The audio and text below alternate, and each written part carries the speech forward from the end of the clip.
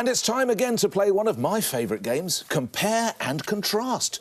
Today's example, how to handle a migrant crisis. Now, in the US, tearing screaming children from the arms of their sobbing parents as they seek to enter at the Mexican border, possibly illegally, was, until recently, deemed appropriate. The children were then kept in cages, usually without books or toys. Now, in Germany, we have Angela Merkel's creaking coalition government, possibly about to collapse due to pressures created by her open-door policy for migrants.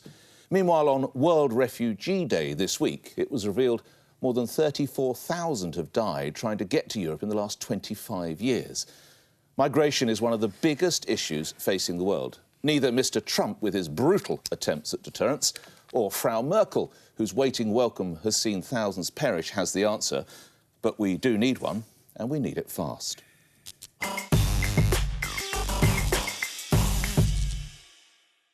Nick, you say we need an answer. I don't think there is an answer, especially in Europe. You know, the melting pot, I don't think, can be salvaged there. I don't think anyone could look at what's happening in Germany or in Italy or in lots of the other countries across the EU and say that it's actually working. The populists are on the march in countries like the Czech Republic and Italy, Poland. And it's interesting you mentioned Trump, and it's hideous what he's doing. You don't want to be part of a country that does that. But it's interesting that Trump threatened to erect a wall to keep Mexicans out of the US. But what we never talk about here is the fact that in Europe, they've erected walls all over Europe. Hungary have erected walls to keep out migrants. Austria has. Bulgaria has. You know, the mood is changing, and it's changing because of Mrs. Merkel's immigration policy to let 1 million+ immigrants in. It's caused chaos. It's changed cultures overnight in some countries. You know, there are 11 populist parties now across the EU, and all of them have more than 20% support. You guys will have heard of a historian called Niall Ferguson. He said this week, Italy's populists are the future, Merkel is the past. And what Mrs. Merkel has done with this open-door policy, she's fractured Europe. It's ironic. She's actually split Europe. Let's bring Greg in after. I just want to read this. France's finance minister, effectively their chancellor, Bruno Le Maire, says Europe is in a process of disintegration.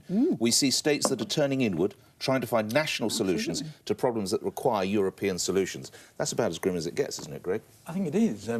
But is there a solution? I mean, we're making the assumption that because we have a political problem, there is always a political solution. I'm not at all sure. When you get movements of population on the scale we've seen in recent years... 68 million people on the move last year. Yeah, 68 million. But of course, if you actually look at the figures of coming into EU, you know, Greece, 25,000, Italy, 78,000, Germany, 524,000, France, 110,000, and the UK, 28,000.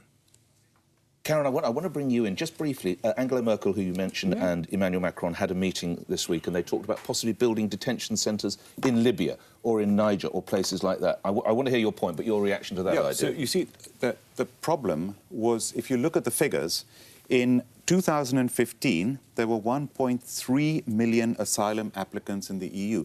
And this is very much linked to Brexit, because in 2016, the year after that, if you polled people then, number one issue, 60% of them said their fear of immigration was number one issue, 60%.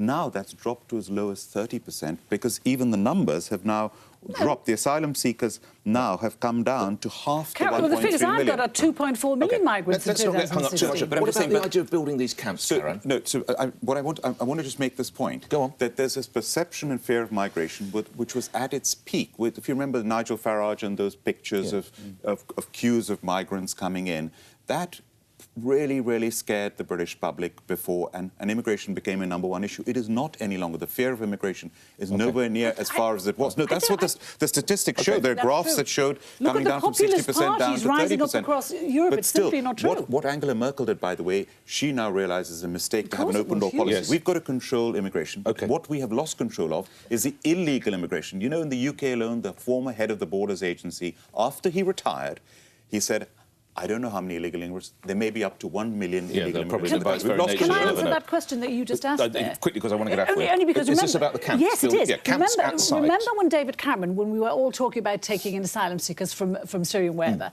and remember David Cameron said the policy was build camps over there, and everyone pooh-poohed that in Europe, and they said, no, you're being cruel, you're being hideous. And now Merkel and Macron are saying it's a good idea. So I think it's really interesting to look at what's happened to Trump and the US debate, because I think it shows how even somebody who is so hardline about closing down borders has to eventually make some concessions to basic humanity. So unfortunately, it falls to me to play this, which I find really hard to watch, segment from a really excellent report from Greg Milam on Sky News. Just have a look at this, and this is what we know now has been going on in the US.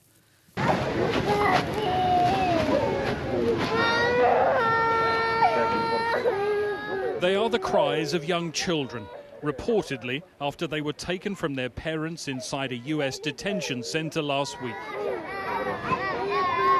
The campaigners who obtained this recording say it reveals the truth of the forced separation of thousands of migrant families. No llores. Vas a llegar con... Mira, ella te va a explicar y te va a ayudar. This is what it looks like inside the largest of those detention centres. Hundreds of children held in cages with just tin foil blankets for comfort. The innocents caught in the middle of Donald Trump's zero tolerance on illegal border crossings.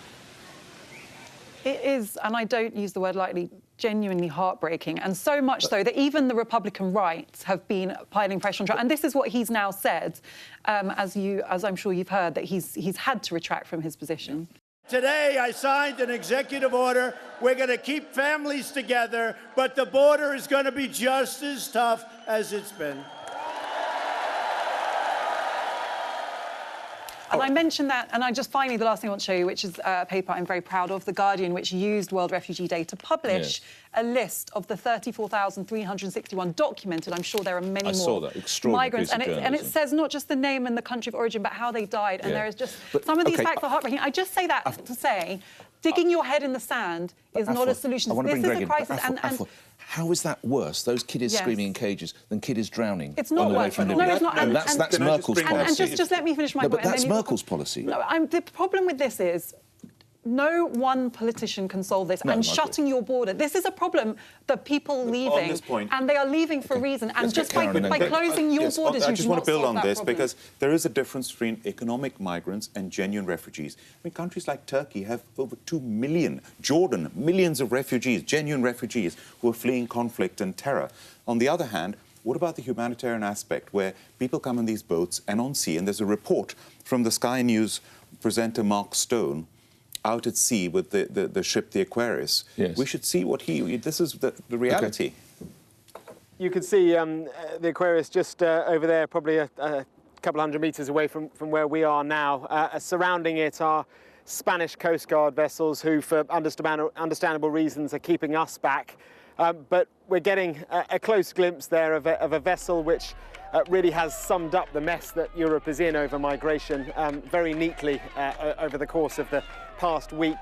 On board are 106 people who are not in a good state. They are at the end of a very, very long journey which has taken them from their countries in Central Africa, across the Sahara Desert with the help of traffickers, into lawless Libya, and then onto those dinghies into the Mediterranean that we've seen so many times before.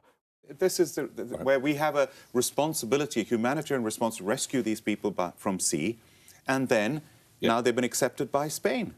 But, I mean, what was really worrying about the Trump thing, I mean, I don't know if you've heard, but that they think some of these kids will never be find their parents again. They don't know. They've just sent them off. They've just sent them off somewhere. It's terrifying. But remember, I mean, we think this is a European problem. Actually, it's not really. If you look at the number of refugees around the world, you know, Turkey, Pakistan, Lebanon, Iran, Uganda, Ethiopia, Jordan are the top 7. So the idea that this is just a European problem is not the case. Germany is. The real issue is that there are, for a combination of reasons, I suspect partly about communications, partly about globalisation, people are getting up and moving in large numbers to try to get a better life. Yeah, Europe is a destination. Yes, and we don't quite know what to do about it. We haven't got a solution. The predicted numbers for the people coming from sub-Saharan countries, it's 13.6 million by 2050. That's a lot of people, and all of them are heading towards Europe. So it's a global problem as well with the US. UK, on the other hand, this is where, one, we're an island, secondly, we're not part of Schengen. And so this is a big benefit to us, that we're not part of Schengen. On the other hand, we have a responsibility as well. And do you know, it was Mrs. Thatcher who actually stopped us going into it. She said, remember, this will affect people's livelihoods in this country, and it will. She mentioned crime as well. I mean, how wise all that sounds. Well, it's good to see that Mrs. Thatcher managed to get Mrs. Thatcher in this just for a change.